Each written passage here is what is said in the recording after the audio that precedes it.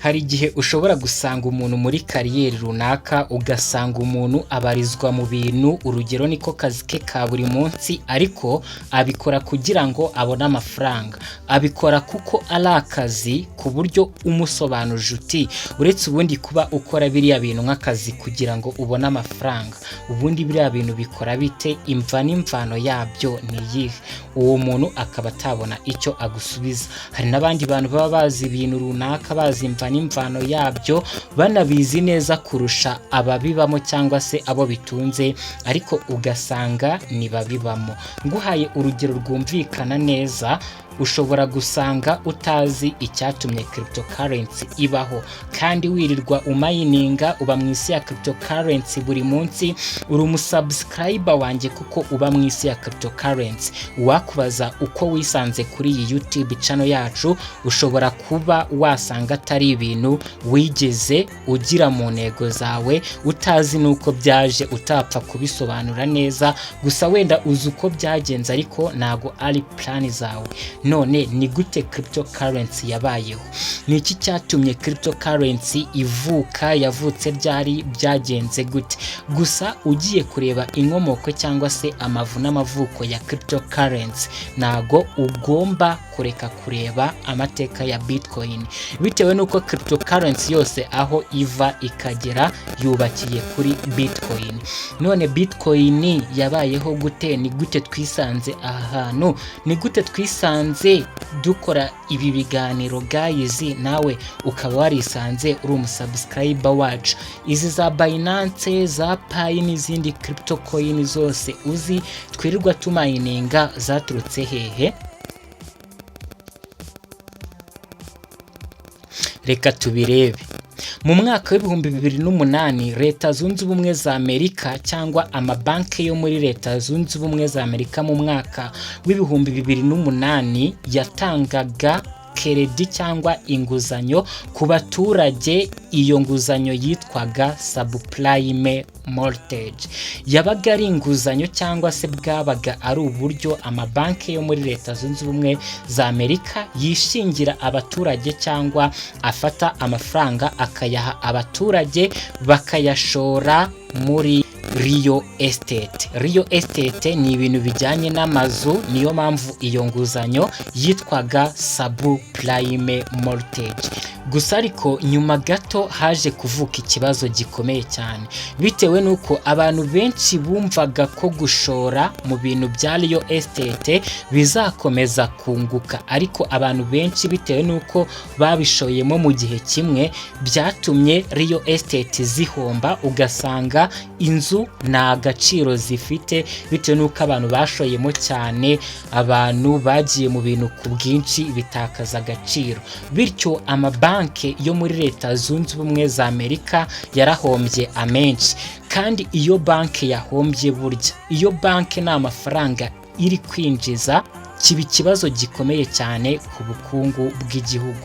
Icyo gihe banki zasabye leta kuba yakora bailout. Bailout ni uburyo bukoreshwa iyo leta zibona banki zigiye guhomba, kandi burya iyo banki zahombye ubukungu bw'igihugu buba bwahungabanye cyane. Hanyuma ubwo buryo bwiswe bail payout, aho banki zasabye kuba leta yafata ku mafaranga aturuka mu misoro itangwa n'abaturage, ikayafata ikayashyira mu mabanki kugira ngo amabanki adahomba. Kuko iyo amabanki yahombye, iyo banki zitari kwinjiza amafaranga, biba ikibazo gikomeye cyane ku bukungu bw'igihugu. Leta yarabikoze, ifata amafaranga aturutse mu misoro y'abaturage, kandi buriya amafaranga aturutse mu misoro y'abaturage akwiye gushorwa n'ubundi mu bikorwa bibyara inyungu z'abaturage. Rero amafaranga nago yarari gukora circulation, ndetse nubwo abaturage wenda bari baragize uruhare mu guhombya amabanki, ariko nabo bari mu bihombo. Niba umuturage yarabaga yarakoze ukashoboye agafata credit muri banki, muzi uburyo gufata credit muri banki batayiha buri wese urabiharanira.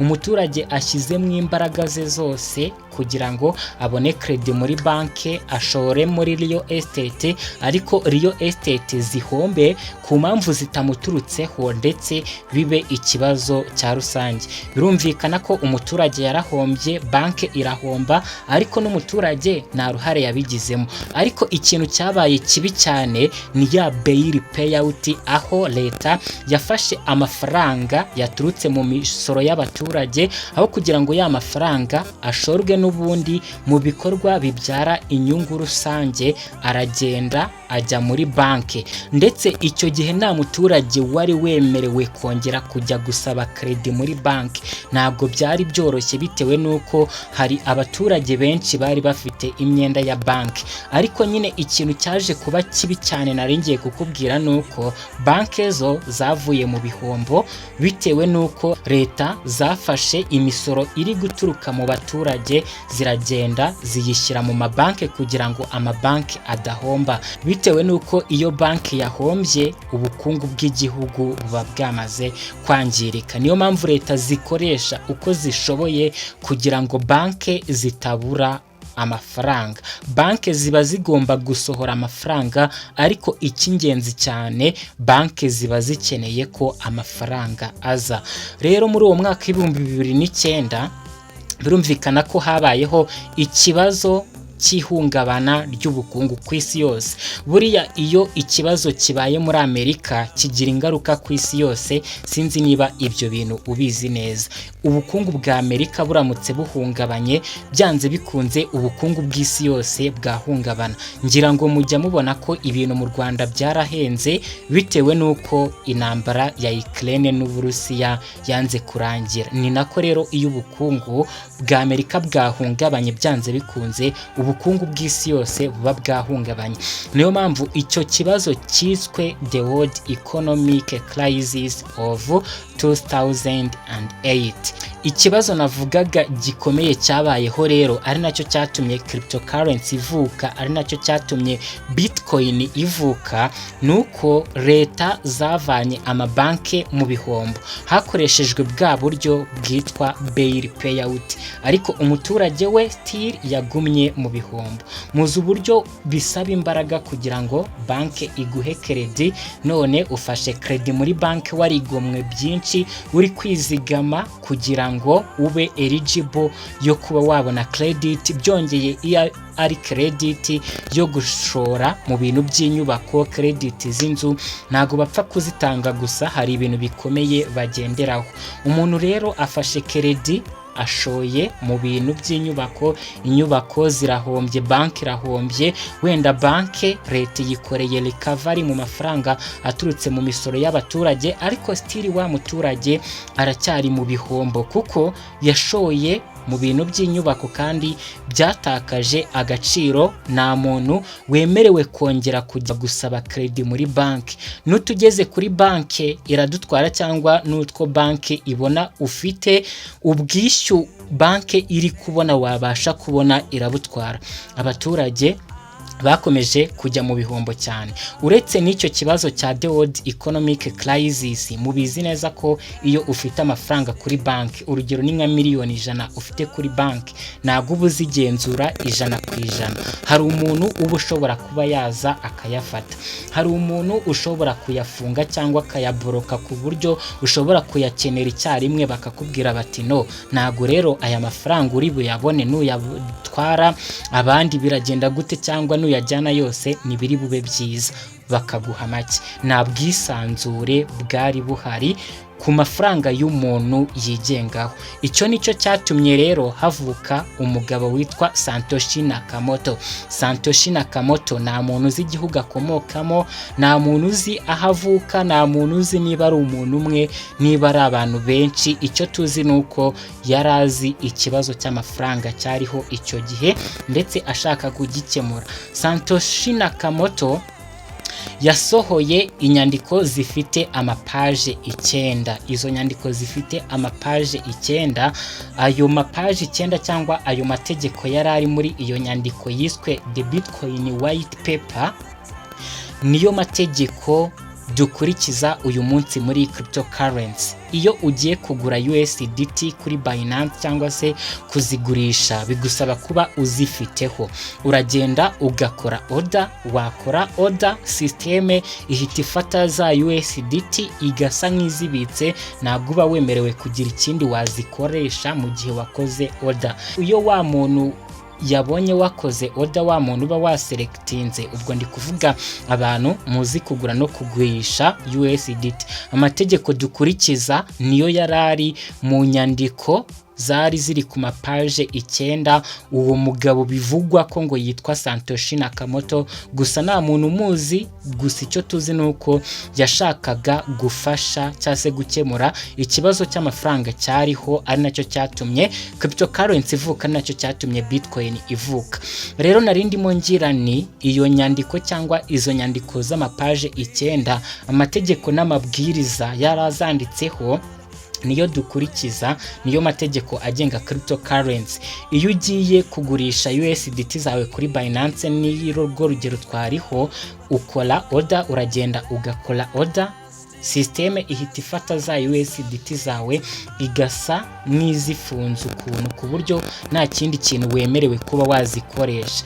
Wa muntu ubugura USDT iyo abonye wakoze order, ahita afata amafaranga ye kuri mobile money akayakoherereza.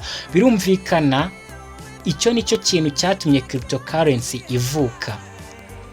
Nta buryo twakora amafaranga cyangwa se nta buryo amafaranga yakoreshwa ariko atagenzurwa na banke, nta muntu yagenzura, ndetse amafaranga yakoreshwa hatabayeho kwizerana. Nicyo cryptocurrency cyatumye ivuka. Ziriya nyandiko zari ziri ku mapaji 9 nizo zisobanura neza uko amafaranga yagakwiye gukoreshwa, umuntu akagira freedom ku mafaranga ye, nta kuvuga ngo amafaranga yawe ari muri banki uri kuyagenzura 100%, igihe uyashakiye nuyabona. Hari umuntu ushobora kuba yayahagarika, hari umuntu ushobora kuba yahindura amakuru. Nicyo cyatumye cryptocurrency ivuka. Uwo mugabo rero bivugwa ko yitwa Satoshi Nakamoto, gusa nta muntu umuzi, yazanye igitekerezo cyo gukora systeme ikora kuri ya nyine tugura tukagurisha cryptocurrency. Ntabwo ubuze umuntu, uwo muntu yabonye wakoze order, aragenda akakoherereza amafaranga. Iyo ubonye amafaranga yakugezeho, ubwira systeme uti ya mafaranga yangezeho ni mumuhe USDTs. Ni kuriya iriya systeme ikora. Buriya nta buriganya bushobora kuzamo, kandi uhererekanya amafaranga n'umuntu utazi. Mfite amadolari 10 yanjye hano kuri Binance, nshobora kuyagurisha n'umuntu utanzi nanjye namuzi, ariko bitewe nuko systeme yashyizweho idufasha twese, hakaba nta buryarya bwabaho, nta muntu ubyemeje, njyewe n'uwo muntu twenyine, akaba ari twebwe dukoresha systeme yakozwe, buri wese akabona amafaranga cyangwa se tukishyurana kandi bikagenda neza cyane. Birumvikana ko ni freedom ku mafaranga y'umuntu ku giti cye. Satoshi Nakamoto nta muntu umuzi, gusa icyo tuzi ko yari umuntu w'umuhanga cyane. Iyo nyandiko yasohowe na Satoshi Nakamoto, tutazi ngo ni muntu ki, atuye hehe, ese ni umuntu umwe cyangwa ni abantu benshi, yagaragazaga ko hari systeme ishobora gukoreshwa ikaba yafasha umuntu kuba yakoresha amafaranga ye mu bwisanzure hadakenewe banke, ndetse nta n'umuntu bahindura ibyakozwe. Buriya ikoranabuhanga rya cryptocurrency rikorera muri systeme ya blockchain, aho nta muntu ushobora guhindura ibyakozwe. Uramutse ufashe wallet address y'umuntu runaka, niyo yaba ari yanjye utanzi, ariko ukabona wallet address yanjye, ushobora kuyijyana kuri base scan ukabona transactions zose nagiye nkora. Ririya koranabuhanga rya blockchain ririzewe, ndetse rigaragaza buri kimwe, nta muntu urigenzura, ni amafaranga y'abantu ku giti cyabo, amafaranga abantu bigenzurira ubwabo. Iyo network cyangwa se iyo system yatangiye gukora yitwa Bitcoin. Bitcoin ni yavutse ari company, ni yavutse ifite CEO cyangwa se ngibe yaravutse ifite office. Yavutse ari network y'abantu aho uwinjira wese agira ijambo kandi amategeko ari amwe kuri bose. Bitcoin ya mbere rero yamayininzwe na Satoshi Nakamoto, kuko Satoshi Nakamoto tutazi ngo ni muntu ki, tutazi ngo abahehe. Amateka tubwira ko ari we wamayininze block ya mbere ya Bitcoin, aho bayise ngo ni Genesis block. Muri iyo block yashyizwemo ubutumwa bugira buti: The Times 3rd January 2009, Chancellor on Blink second bailout for banks. Ibi ngibi bisobanuye biti Bitcoin yakozwe nk'igisubizo cya banke zananiranye. Aha ngire ngo biri gusobanuka neza. Twabonye ko mu mwaka w'2008 banke zo muri Leta Zunze Ubumwe za Amerika zatangaga inguzanyo yitwaga subprime mortgage. Ikaba ari inguzanyo yahabwaga abaturage kugira ngo bashore muri real estate, ariko byaje guteza ikibazo. Real estate zirahomba, amabanki arahomba, ariko leta zikora ibishoboka, zifata imisoro y'abaturage. Yagakwiye kujya kubaka ibikorwa remezo by'abaturage, yagakwiye gushorwa mu iterambere ry'abaturage, ahubwo ajya kuba stocked mu mabanki kugira ngo banki zidahomba, kuko ubukungu bw'igihugu buba bushingiye ku mabanki. Ariko abaturage bakomeje kuguma mu bihombo kuko nabo bari barahombye, ndetse kuba banki zarakorewe recovery kugira ngo zidahomba cyane, ubukungu bw'igihugu bukangirika cyane, nago byakuyeho umwenda abaturage bagombaga banki zakomeje kwishyuza abaturage barastragoringa. Nicyo cyatumye rero Genesis block, Bitcoin block ya mbere yamayininzwe na Satoshi Nakamoto, yashyizweho ubutumwa bugira buti Bitcoin yavutse nk'igisubizo cy'amabanki yananiranye, kuko byagaragaraga ko umuntu abangamiwe cyane mu mafaranga ye, ndetse umuntu akwiye kwishyira no kwisanzura ku mafaranga ye. Rero kumayininga Bitcoin byatangiye muri uwo mwaka w'2008 ubwo Satoshi Nakamoto yamayiningaga block ya mbere ya Bitcoin, aho bayise ngo ni Genesis block.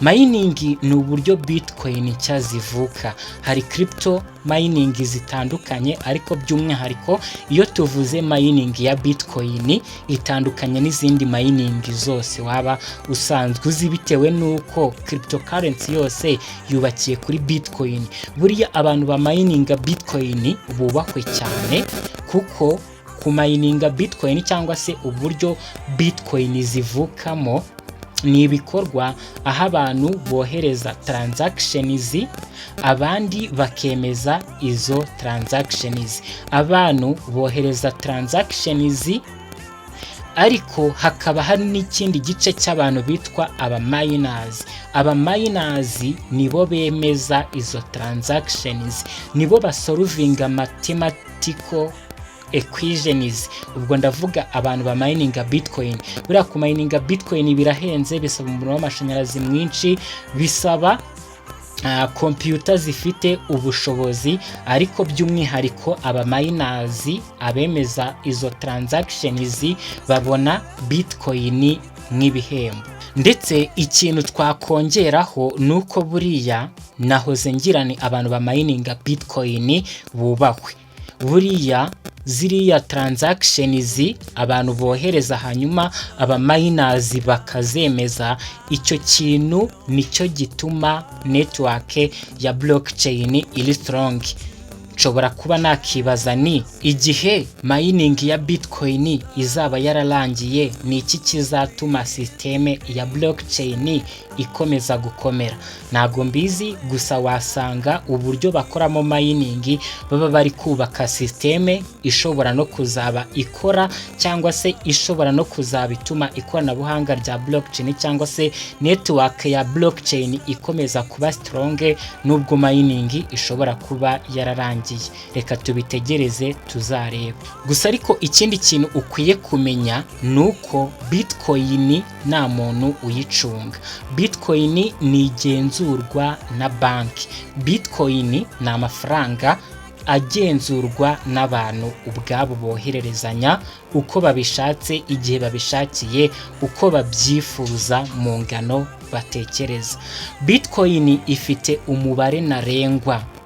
Hazabaho Bitcoin zigera kuri miliyoni 21 gusa. Ibi ngibi bizarinda scarcity, ibi ngibi bizarinda inflation, ibi ngibi bizatuma nta muntu cyangwa se nta leta ishobora kuba yacapa izindi Bitcoin, kuko mubizi neza ko leta ishobora gucapa amafaranga uko ibishaka. Ariko ikibazo si ugucapa amafaranga, ahubwo ibyo nabyo biri mu bituma umuntu atagira freedom ku mafaranga ye, biri mu bishobora guteza inflation. Ariko buriya Bitcoin zizabaho zizaba ari miliyoni 21, nta muntu ushobora kuba yagenda ngacape izindi Bitcoin. Ibi ngibi biri mu kintu gituma Bitcoin imeze nka zahabu, bitewe nuko iyaba ibihugu byashoboraga gucapa zahabu nk'uko byashobora gucapa amafaranga, ibihugu byose byaba bikize. Niyo mpamvu rero Bitcoin igereranywa na zahabu, bitewe nuko nta muntu ushobora kugenda, nta leta ishobora kugenda ngibe yacapa izindi Bitcoin. Bitcoin ni zahabu yo kuri internet. Bitcoin igitangira nta gaciro yari ifite kandi yakoreshwaga n'abantu bakeya, ariko nyuma yaje kujya ku masoko rusange, ubwo ndavuga ama exchange, ndetse yemezwa n'ibigo bikomeye, ikoreshwa ndetse no mu bihugu byinshi. Gusa ariko iracyahanganye n'amabanke ndetse iracyatinywa na leta zimwe na zimwe. Bitcoin si amafaranga gusa, Bitcoin ni ubutumwa, kandi Bitcoin ni impinduramatwara. Bitcoin kandi ni ubutumwa bwo kuvuga ngo amafaranga ni ay'abantu. Niba ugeze aha ndagushimiye cyane. Niba wumva Bitcoin atari scam, kanda like. Niba wize ikintu gishya, subscribe, ndetse wandike muri comment uti Bitcoin si amafaranga gusa, ahubwo ni freedom. Tuzongera duhure mu bindi biganiro.